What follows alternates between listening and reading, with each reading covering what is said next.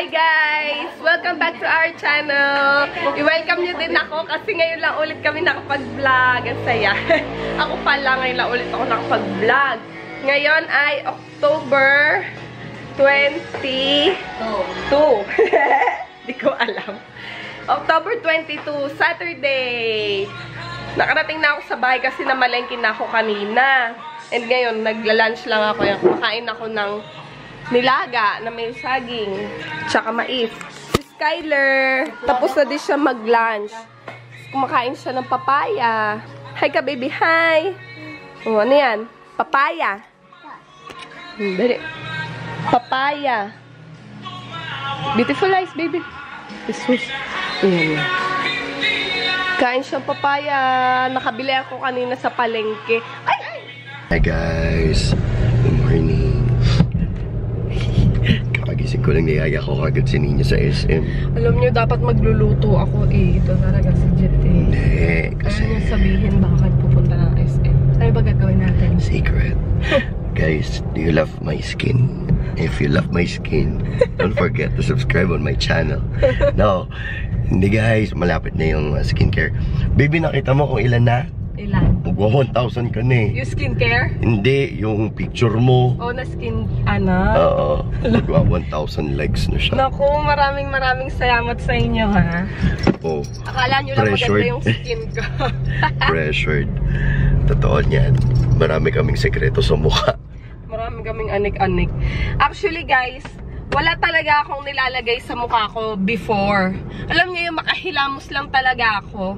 Pinangihilamos ko nga lang dati is yung Tender Care soap, yung pambata. Yun lang yung pinanghihilamos ko. Kasi wala talaga akong nilalagay na kung ano-ano. Pero since nung nag-YouTube kami, tapos may mga nagre-request ng skincare routine, ganyan. Kasi akala nila, akala nyo maganda yung skin ko. Before, sabi ko, ano ba yan? Wala naman akong nilalagay. Anong ipapalabas ko? Hanggang sa, may nagpadala sa amin ng product na galing sa States, yung Vanish. So, sige na nga, itry ko to. Eh, bigay din naman, syempre, di ba? Yun, ginamit ko siya. Tapos hanggang sa, parang nagkaroon ako ng love sa skin, sa skin ko. Kaya sinabi ko, sige, iaano kita nga, aalagaan na kita yung facial skin ko. Kaya naghanap ako ng mga makakasundo kong skincare. Like sa soap, sa moisturizer, sa sunscreen. Yan, may mga night cream pa nga ako ngayon. Diyos ko, sa sobrang dami naman, hindi ko na alam ngayon kung ano yung gagamitin talaga. Kaya abangan nyo yun guys dahil sa ngayon kompleto na yung skincare routine ko and i-film namin yun soon. So, update ko lang kayo yung nangyari doon sa bahay. Ito na nga, galing kaming simbahan kahapon yung nanay. Kasi yung pare nagsabi nga nung pagpunta namin na kasi yung pare namin dito sa malapit sa amin sa Novaliches is... Naku, dun sa mga taga Novaliches dyan, I don't know kung kilala niyo si Father Ryan. Siya yung nagmimisa na para siyang nagde-declaim. Sa lakas ng boses niya, tsaka may conviction talaga siya pag nagmisa. Kaya siya yung pinaka-favorite namin. Dahil talagang na-absorb mo yung... Tsaka merong ano siya... Sabi niya. Tsaka para siyang charismatic. Tawag doon. Meron siyang gift of discernment. Kahapon. At saka, ako nga, charismatic siya, parang may gift of discernment siya. Nagkikwento ako kahapon ng mga nangyari. Tapos parang sinabi niya, baka isa sa mga kasama mo sa bahay, may pinagdadaanan, or may dinadala na kaya parang, kaya na-experience yun, ganyan. Baka mamaya message para sa kanya yun. Pero hindi naman talaga sa inyong pamilya. Eto namang si nanay, paglabas dun sa simbahan, sabi ni nanay, alam mo ba, may kikwento ko sa'yo. Alam mo ba si Jazz pala, anong bata, may third eye. Sabi ko, bakit mo naman sinabi kung kailan tapos na natin kausapin yung pare? Which is, nung pag-uwi namin sa bahay, we found out nga, I confronted Jazz. Well, not confronted, but I talked to Jazz kung totoo nga na may third eye siya. It turns out na meron siyang third eye. And kaya pala kami merong ganun sa bahay. Hindi naman siya sinusundan, pero parang ganun na nga. Para siyang nadadala niya yung... Ganun pala yun. Pag may third eye ka, kahit saan ka magpunta. Kasi siya din yung nagkwento kagabi na pag lumilipat daw sila ng bahay, may nangyayari din kahit anong lipat nila ng bahay. Actually, pinasarado na daw nila yun sa kanila. Kaya lang sabi sa kanya, dahil nga albularyo. Dahil nga albularyo lang daw yun. Actually, albularyo yun. Sabi, temporary lang daw yun. Guys, alam ko may mga paniniwala kayo guys, pero ako kasi devout Catholic, so hindi ako basta-basta naniniwala sa mga albularyo. At saka kasi yun nga, sabi rin ng pare namin sa local priest namin na pag nagpakonsulta kayo sa mga albularyo, mga ganyan, every time na nagpapakonsulta kayo, let's say 10 beses kayo nagpakonsulta sa albularyo, 10 espiritu rin yung kumakabit sa inyo. Kaya sinabi ng ate ko na kasi ako din hindi ako nagpapapaniwala sa mga ganyan, pero sila rin naman yung nagsabi na kaya sila may kapangyarihan because it's black magic, di ba? Tsaka kasi ginagamit nga lang nila yun sa kabutihan, pero still black magic. Tsaka yung ginagamit nila yung power daw ni God, power daw ni Jesus. Pero hindi mo naman din kasi masabi kapag kasi di ba, parang sabi nga nung kakilala naming priest na si Brother Jason na usually pala pag ganyan is spirit guides yung gumagawa nun. Akala nyo power ni God, pero spirit guides, which is spirit nga lang siya, pwede siya kontrolin ng mga ibang elements. So be careful lang guys when you consult. Hindi ko naman sinabi na bawal or na huwag kayong lalo na sa culture nating mga Pilipino, usong-uso talaga yan. So kayo, choice nyo pa rin naman yan. Kaya lang kami, kasi since devout Catholic, at saka usually yun din yung sinabi sa amin na ang dapat magsarado nun is parig lang din kung may third eye, kasi pinapasara talaga dapat yun. Kasi nga hindi nakakaloka sa bakla. Yung pala, kaya pala namin alam nyo na-discern yun nung priest, hindi namin kinuwento yun. Nung nalaman ko lang yun after na nang makipag-meet kay Father Ryan. Kaya nakakaloka yan si Jazz. Kasi kami ni Jet, mahilig kami manood ng mga horror. Lalo na yung Insidious, favorite namin yan. At saka gusto namin pinapapanood si Jazz. Kasi nga nakakatuwa si Jazz pag nanonood. Nagtatakip siya ng mata ganon. Tapos naalala ko lang kagabi na sabi ko, kaya siguro ay mo nanonood no Insidious, nakaka-relate ka. No? Sabi niya, opo. Good morning. Nandito kami sa Western. Kasi getting our first ever paycheck from YouTube. Yan. Naku, sa tinagal-tagal na yun pa lang. Kasi dati kasi naka-MCN kami, kaya wala kaming nakuha kahit 5 duling. Yan ngayon, meron na. First namin yan, kaya ililibre daw niya ako. Tawag ka pa talaga. Guys, andito kami sa NYX kasi meron silang promo na buy one get one free. Pero unlimited items. Ano mga items, girl? Meron tayong mga lipstick ko, tapos meron din tayong mga eyeshadow. And then mga setting spray, yan na so brush. Ayan, pumunta na kayo dito, SM Fairview. Sa lahat na lang, SM North EDSA and SM Fairview. Ayan, North EDSA lang pala, tsaka SM Fairview. Punta na kayo dito kasi kami nga kukuha na kami ng setting spray. And lipstick, ganon. Ayan, puntahan niyo sila dito, Juvie. Ay po, punta po kayo, Fairview, next, buy one, take one. Oo, sugurin niyo sila dito. Ayan, sa mga gusto nung lip cream, kasama siya doon sa buy one, get one. Mga eye primer. Eye primer. Anong eyeshadow yung kasama? Ito po. Uy, shucks. Ito maganda to, yung Wicked. Eye pigmented. Tsaka yung Butt Naked. Buy one, take one siya, guys. Yeah guys, anong name mo, ate? Sai. Si Sai. XAI Evangelista. Yan, follow niyo siya guys. Siya yung nagtanong kasi sa group ng anong camera yung maganda. And syempre comment agad ang lola niyo. Kaya same na camera yung kinuha niya. I-link namin yung details niya sa description box. Make sure to visit her channel. So, yan, mag-vlog siya. Yo, kapatid. Okay, Shopping. Pagkatapos sumweldo sa YouTube, ano yung mga nabili na? bibili ng makeup. Kaka-pair na kaka-pair, kulang ng isang partner, kaya hanggang sa napuno na siya, dumami na dumami. Ay, tayo Ang ganda ng swatches nung kinuha ko guys, ayan o. Ito yung mga blush nila. Yung sa mga nakuha namin blush, bibigyan ko sila ng review, kaya abangan nyo yun sa channel namin, ha? Yan. Ang ganda nito, oh. Ang lakas maka-dagat, diba? Maka-beach. At dito sa store, hanapin nyo si Juvie, guys. Yan. Si Juby Ombrembo. Oo.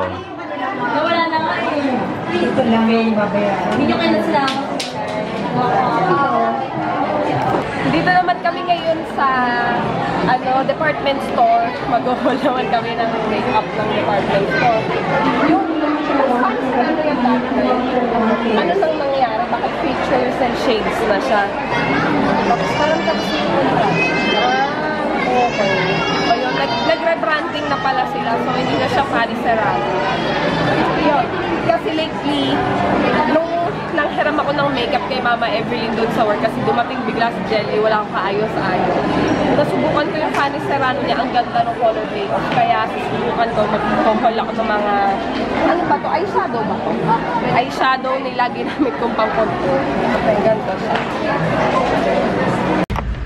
Dito kami ngayon sa parking. Nako, yung ipinunta namin na damit, wala rin kami nabili. Parang makeup na naman. Puro makeup ang nabili, kaloka. Pang review, tsaka pang ano rin, pang gamit, personal. Lalo na sa akin na nawala ang sangkaterma. Kasi, actually, okay naman yung ginagamit ko na Stila. Kaya syempre, sayang. Dapat pang yayamanin. Oo, pang ano lang yun talaga. Kaya bumili ako nung pang harabas ko. Harabas talaga eh. Pang yayamanin days mo. Kaya bumili ako ng pang harabas ko. Alam nyo guys, nakakatawa kasi yung sweldo namin sa YouTube na enjoy namin ngayon. Kasi nga, first no, katagalan. First, na sweldo namin. So, yeah, I want to congratulate us. Congratulate ourselves for spending today. Hindi naman ako hindi naman ako nag-guilty.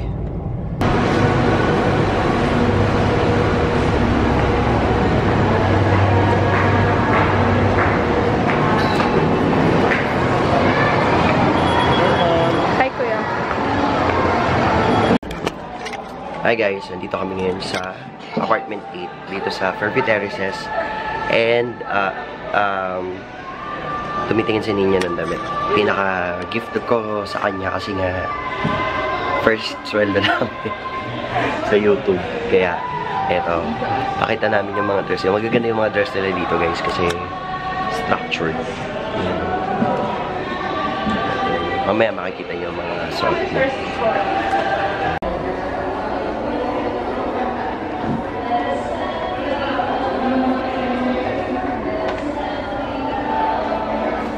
Guys, magluluto na ako ng kare-kare. Papakita ko sa inyo kung paano ako magluto ng kare-kare. Usually, di ba, nilalagay sa kare-kare yung ox stripe. Tapos, laman, ganyan. Eh, since hindi naman kami kumakain ng ganun, ng ox stripe, ang ginagawa ko is pure na laman siya. Pero ito, baboy. Pork with mga taba-tabang konti. Yan. Papakita ko sa inyo kung paano yung version ko ng kare-kare. Para pwede nyo din itry sa bahay nyo.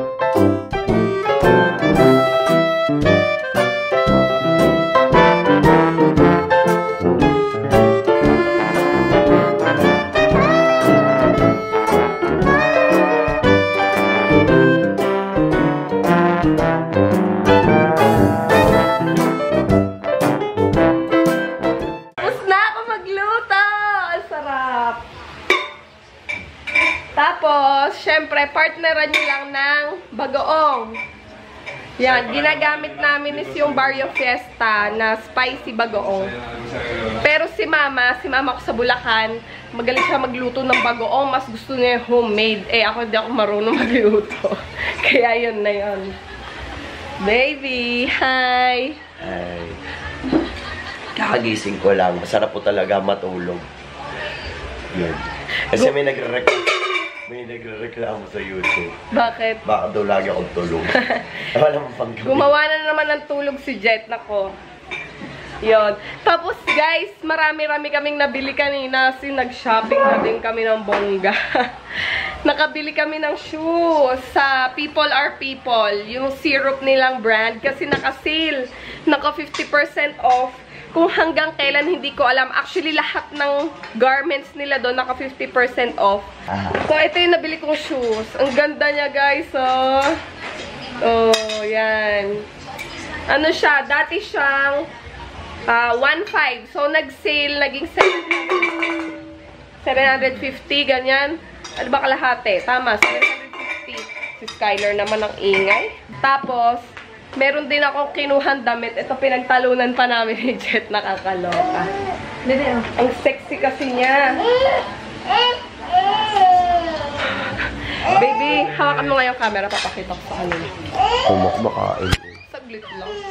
Ito, oh. Ano pa? Ano yung jumpsuit? Jumpsuit. Shoot nyo yung paa nyo doon sa loob. Ganon. Jumpsuit siya. Tapos yung color niya, hindi ko alam ano tong kulay. Ganyan siya, oh. Plunging. Tapos, super backless yung likod. Kaya ang sexy, oh. Ang ganda niya, promise. Hindi ko alam kung saan ko ito isusukot. Ayan, na dumilim. Kakain muna kami kasi nagagalit na si Jet. Good night! Good night, na, dali! Dali, huwag ka. Kalkal. Ay, si ate. Ate, oh. Ay, sabi mo doon sa mga nag-congratulate sa'yo. Congratulate. Ano pa? Alam mo, ewan ko sa'yo, te. Thank you po. Sabi mo, sa susunod, mas mataas pa. Ganon. Sunod, 100. Charot. Dali na! Ano ba kay? Good night na, dali. Good night. Bye. Tingin ka sa kanila, oh. Bye. Good night. Mwah.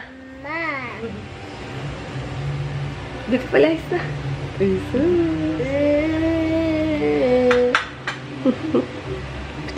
Yung mata mo kayo, mukha ka naman. Mukha na yung adik yung ka. Diba? Good night na, guys. We'll see you again tomorrow. Bye. Bye.